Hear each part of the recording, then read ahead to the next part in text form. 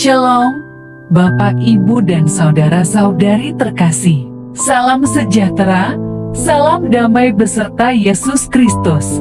Marilah kita membaca, mendengarkan, dan merenungkan sejenak firman Allah.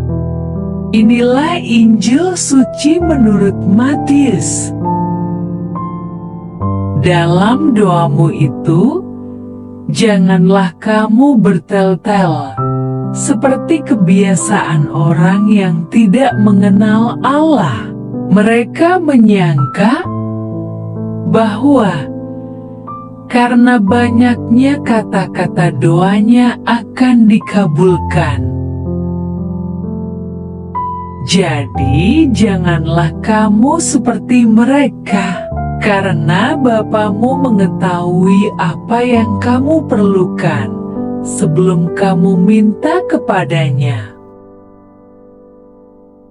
Karena itu berdoalah demikian: Bapa kami yang di sorga, dikuduskanlah namamu, datanglah kerajaanmu.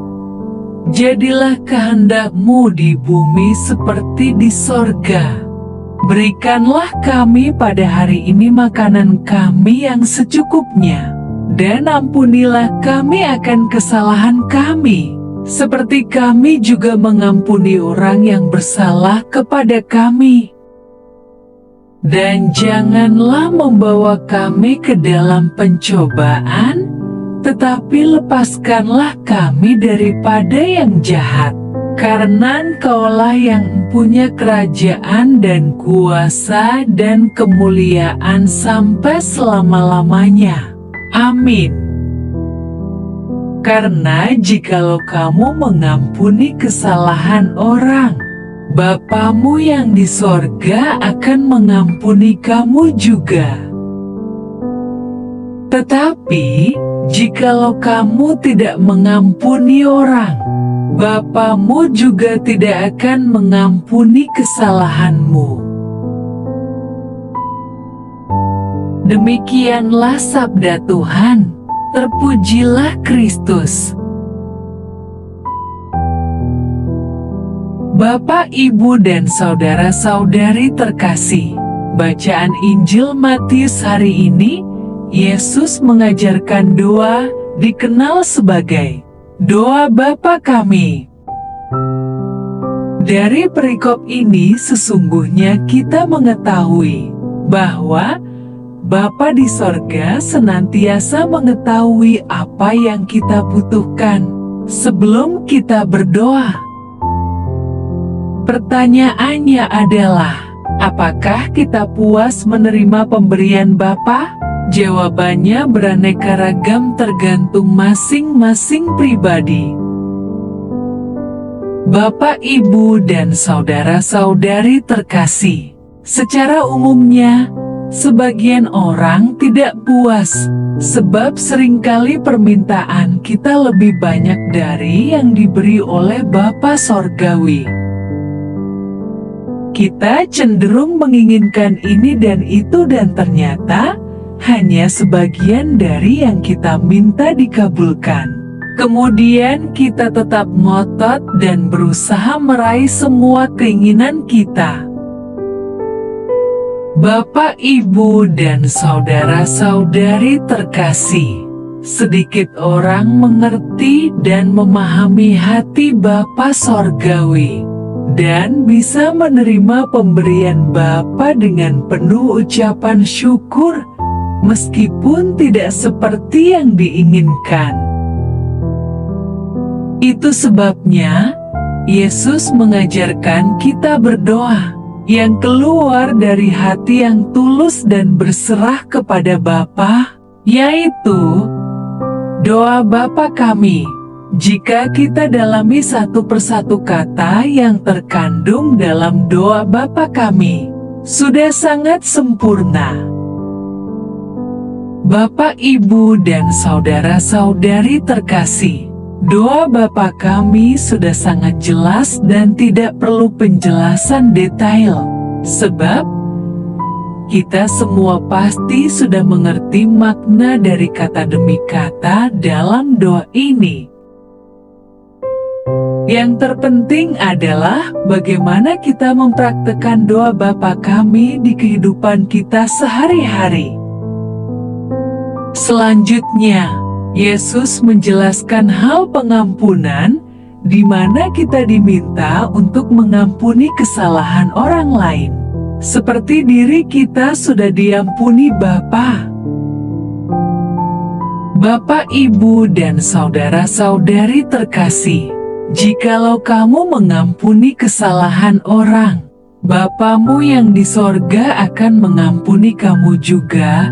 Tetapi jikalau kamu tidak mengampuni orang, Bapamu juga tidak akan mengampuni kesalahanmu. Dari pengalaman melakukan tugas pelayanan dan tugas konseling, maka seringkali seseorang bersikukuh tidak mau memaafkan kesalahan orang lain, apalagi kesalahan orang terdekatnya. Mereka menyimpan kesalahan orang lain bertahun-tahun, bahkan bisa puluhan tahun masih mengingat perbuatan orang lain yang melukai hati dan merugikan dirinya. Sayang sekali, hati ini berubah fungsi menjadi seperti gudang sampah yang menyimpan segala kekotoran, kebusukan, perilaku orang lain. Bapak, Ibu, dan saudara-saudari terkasih, lebih baik hati kita dibersihkan dari segala hal yang membuat diri kita tertekan oleh benci dan dendam, dengan cara kita mau memaafkan, mengampuni kesalahan orang lain. Ini bukan teori tapi kenyataan. Seseorang yang masih menyimpan kesalahan orang lain, biasanya hidupnya tidak gembira. Hati dan pikirannya ingat terus kepada orang itu. Sedang orang yang bersangkutan sudah melupakan apa yang sudah ia perbuat melukai hati orang lain. Hendaknya kita bawa ketidakmampuan kita memaafkan dan mengampuni orang lain dan memohon diberi kekuatan serta kemampuan dari Roh Kudus. Kemudian kita harus yakin bisa mengampuni. Ampunilah juga orang-orang yang menganiaya kita dan yang mengganggu tempat ibadah kita dengan mengampuni kesalahan orang lain. Berarti kita sudah melakukan seperti bagian doa Bapa Kami. Apalagi mereka yang dengan sengaja melarang kita beribadah di tempat ibadah kita, hati yang penuh kebencian, maka hati mereka tidak ada damai dan tenang hatinya. Kebencian dibawa dalam hidupnya. Tugas kita sebagai pengikut Kristus dapat memaafkan dan mengampuni. Janganlah membalas, karena haknya Tuhan yang membalas semua perbuatan mereka. Bapak, Ibu, dan saudara-saudari terkasih, mengampuni kesalahan orang lain berarti kita sudah melakukan seperti bagian doa Bapa Kami. Seringkali berkat dari Bapa Sorgawi menjadi tertunda dan terhalang oleh sikap seseorang yang tidak mau mengampuni kesalahan orang lain. Bapak, Ibu, dan saudara-saudari terkasih, yang telah memahami dan melakukan doa Bapa Kami, maka jiwanya damai dan pikirannya tenang, sebab ia percaya dan yakin Bapa Surgawi mengasihinya dan memelihara hidupnya. Yang belum memahami dan belum mau melakukan doa Bapa Kami, maka dirinya gelisah dan cemas akan hidupnya, sebab ia ragu, bahkan ada yang tidak yakin Bapa Surgawi mengasihi dirinya, karena fokus pada masalah hidupnya. Bapak, Ibu, dan saudara-saudari terkasih, tidak sulit bagi kita menghidupkan doa Bapa kami di dalam hidup kita, dan juga melakukan hal-hal lain dari firman Tuhan. Marilah berdoa. Allah Bapa, sumber pengharapan, Engkau telah mengikat perjanjian dengan semua orang melalui Yesus yang terurapi. Semoga kami selalu berpegang teguh pada Dia dan berkembang menjadi umat yang patuh setia.